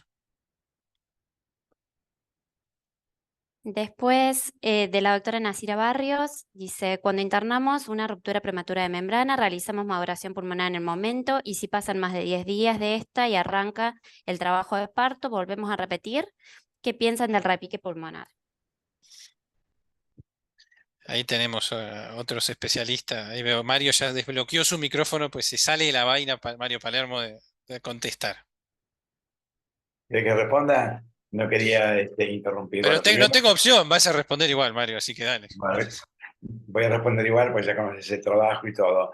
No, muy bueno, la verdad muy bueno, me sentí muy bien identificado con este webinar. Además, han presentado el Prom Trial, que Argentina tuvo digamos, la suerte y la oportunidad de poder participar, creo que ustedes también. Y en relación a los corticoides, de repique, NO, no. Entonces, ahí empieza el dilema. O sea, ustedes le dan corticoides una vez. Si no tienen parto y pasaron 2 semanas, 5 semanas, lo que sea, ¿cierto? No se da la dosis de repique. Esto lo pueden ver en el post-doc, digamos, en un análisis posterior del Max Trial. Entonces, no recomiendan la dosis repetida de corticoides. Ahora, si un médico quiere darla, bueno, lo da sabiendo que no va a producir un cambio importante en la maduración pulmonar y que más, y que el corticoide tampoco es beneficioso para el feto. Esto lo pueden ver en el trabajo de Kelly Murphy, ¿no? Bueno, el italiano participó también en esto, así que han participado muchos centros de la Argentina, así que la dosis de corticoides repetida, no. Si quieres más explicación, lo pueden ver en el artículo, en el Max Trial, y luego, pero ¿por qué esto? A ver, porque cuando se dio la última dosis de corticoide a la paciente, ¿sí? Entonces vieron qué pasó, si había diferencia, no había ninguna diferencia significativa si vos dabas una dosis más de corticoide. Entonces, por eso que ellos llegaron a la conclusión bien académica, bien científica, que la dosis de repique no se recomienda. Ahora, lo que pasa es que... bueno, espera poner un poquito. Pero por otro lado, tenés razón, muy buena la pregunta. Por otro lado, la OMS, ¿qué dice? Recomienda la dosis de repique. Entonces, acá estamos con el SACE y la MB y todo eso donde decimos, a ver, ¿qué hacemos? ¿Le hacemos caso a la OMS que da una recomendación o le hacemos caso al ensayo clínico controlado aleatorizado? Bueno, entonces hablando con Carroni ahora en Rosario, se va a fijar a ver si la OMS cambia de opinión luego de los resultados finales del Max Trial. Que yo creo que sí, va a cambiar de opinión, porque una cosa es un consenso, aunque sea la OMS, y otra cosa es los resultados de un ensayo clínico controlado autorizado. Entonces nosotros le daríamos más importancia a lo que dice el Max, en este caso, lo que pone Kelly Murphy, que vale la pena que lo lean. Y el tema es cuando vos vas a los congresos y enfáticamente nuestros profesores o no, otros colegas, te lo ponen ahí a fuego. Entonces, ¿cómo haces para rebatirlo? Entonces, tienen que rebatir con la evidencia. ¿Mm? Y la evidencia dice que no es recomendable. No quiero sacar más tiempo. Gracias, César. Y Gabriel, la verdad que los dos impecables. Aprendí muchísimo, repasé muchísimo. La verdad que es bárbaro. Nada más que hay un hincha pelota que está llamando. Bueno, la verdad, tuvieron más, no sé, más de 300 personas, creo, ¿no? Sí, espectacular. Y más. 322. Muy bien, muy bien. No, no, muy bien, bueno. Eso.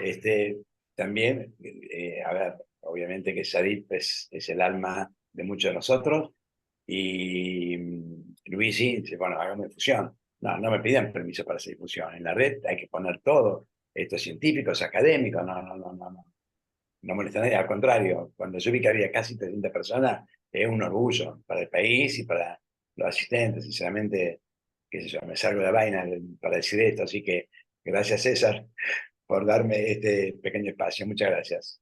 Y felicitaciones. Gustavo, impecable. Gracias, María. Gracias por tu comentario. Guada, ¿hay alguna Hay otra? hay un par de preguntitas más. La doctora Florencia Pascotto, bueno, preguntaba también del esquema antibiótico que ya fue respondido y si el cultivo del estrepto es positivo, lo finalizan a las 35 semanas. Bueno, eso es lo que decía. En general es 34. No. En general 34. Y la doctora Alduvino Vacas dice, paciente con ruptura prematura de membranas menor de 34 semanas, ¿es pertinente útero inhibir para madurar o ya no debería hacerse? Bueno, todo un tema, y creo que hay muchos que dicen, una parte de la literatura que dice de una inhibición sí, para madurar, otros dicen no, porque si estás con contracciones por algo será. Y nosotros, menores de 34 semanas, hacemos tocólisis para la maduración. Sí. De vuelta, si pensás que es una coriomnionitis, bueno, no, viendo paciente a paciente, pero no es que decimos no a la tocólisis. Perfecto. El doctor Gómez Maidana pregunta, en los casos de internación prolongada, ¿cuándo damos tromboprofilaxis? Otra buena pregunta.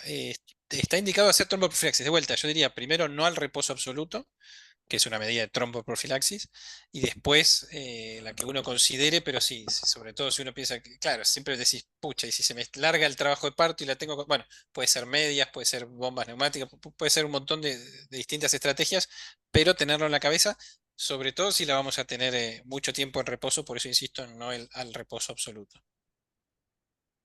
Perfecto. La doctora Claudia Cañizaro. Hola, Claudia. Pregunta, ¿cuál es la vía de parto?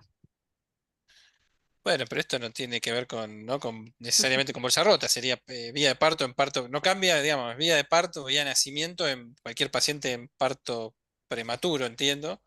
Eh, y no, en general, salvo que son condiciones, digamos, condiciones obstétricas, si no está en podálica o lo que fuera, no es una contraindicación para el parto. No importa la edad gestacional, sobre todo después de las 26 semanas. Bueno, es también un montón de literatura a discutir, pero en principio diría, no es una indicación de cesárea, así como cosa general.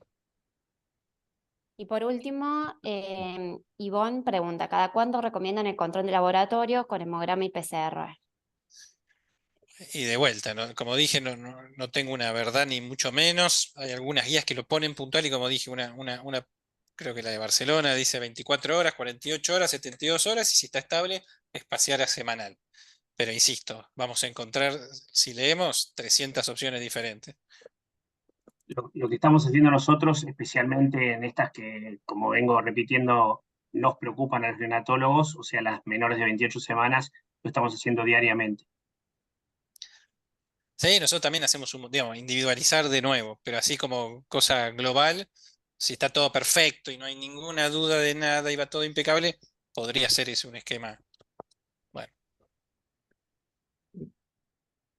Bueno, y tenemos Igual, muchos saludos y felicitaciones por el chat y creo que no me quedó ninguna pregunta. Acá hay pu- una que apareció recién. Dice, si no hay complicaciones, culminamos a las 37 semanas. Y la última. Parece que ya diría, no cerraría con nada. Momento oportuno, el que sea para cada centro, para cada paciente. Quizás mi mensaje es, ¿se puede avanzar? Sí. La inmensa mayoría no va a llegar y eventualmente en algunas sí se puede considerar, discutir y eventualmente llegar a las 36 semanas podría ser. Y ¿Puedo? siguen llegando preguntas. Ah, El doctor Garavito pregunta si recomiendan cesárea antes de las 32 semanas. Que algunas, dice, no pregunta, sino que dice que algunas bibliográficas recomiendan cesárea antes de las 32 semanas. Puede ser, honestamente no es lo que tengo en la cabeza, puede ser, ¿eh? Se diría vía de parto, no es una contraindicación para parto, salvo que tenga una contraindicación por podálico o lo que fuera.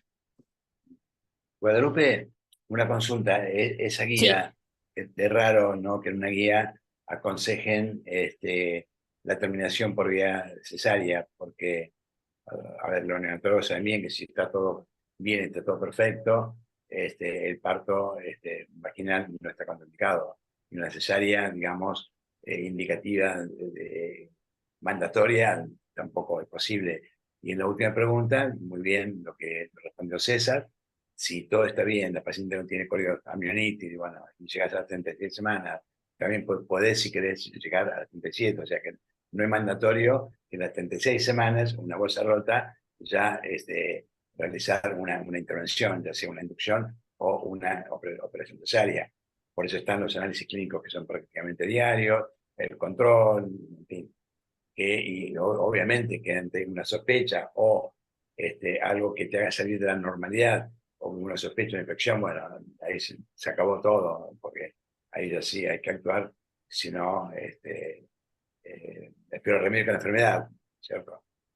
Pero se puede llegar tranquilamente hasta la 37 semana, obviamente que están las evidencias, bueno, y también como dijo Gabriel, que me gustó, tener ambas cosas, lo que es las evidencias son fundamentales, la experiencia es fundamental, y el criterio clínico también. Si vos ves que está todo bien, no tengo por qué interrumpirla a todas en la semana 36. Si está todo bien, te digo, que no hay ningún signo de infección, que la paciente está bien, y en cuanto al tratamiento anticoagulantes, tampoco hay demasiada evidencia de su aplicación.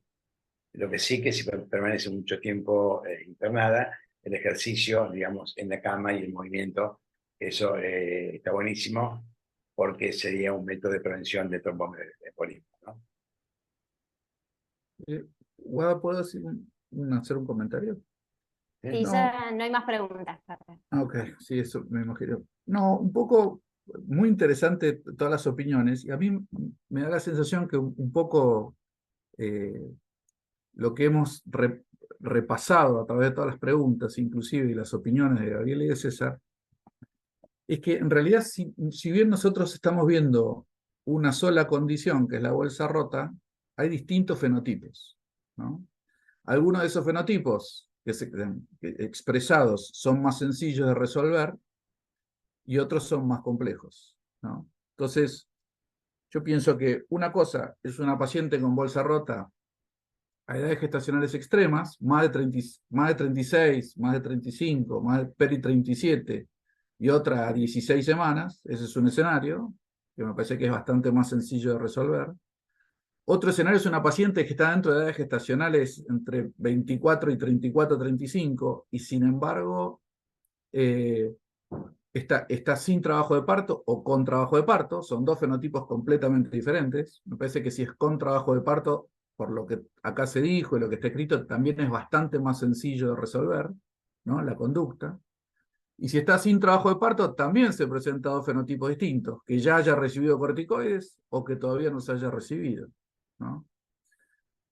Y si ya recibió corticoides, está entre 24, 34, 35, y la paciente está sin dinámica y sin sospecha de infección, me parece que ahí queda focalizado la complejidad de la decisión. Y me parece que un poco de lo que nosotros, todo esto, un poco la conclusión de escucharlos a ustedes, y también un poco en ese grupo, que es el único que uno tiene más incertidumbre, por lo que ambos coinciden, es que el monitoreo activo de distintas maneras me parece que es clave, y ante la mínima sospecha de o un acorio o no poder asegurar que no la tiene, considerar la finalización, ¿no? Me parece que un poco eso es el resumen de lo que estuvimos charlando, como para, a pesar de las múltiples incertidumbres, llevarnos algunos consensos, ¿no? Impecable. Muy bien. Ha sido un placer, la Bueno, verdad. Gracias. Gracias, Muchísimas Gustavo. gracias, un gusto. Sí, Muchas gracias. quería Muchas saludarlos a gracias. todos y hay un olor a comida acá tremendo. Así que, la verdad que hoy esto lo disfruté muchísimo, porque esto fue asistencia, evidencia y las opiniones de los disertantes brillantes. Así que Saludos a todos. saludos. Muchas Muchas gracias a todos los Gracias. participantes. Buenas César, noches. Gonzalo, Gracias a todos Juan. por venir. Abrazo Gracias grande. por la organización, Gustavo. Muy bien. Chao. Chao, José. Chao, chao. Chao, César.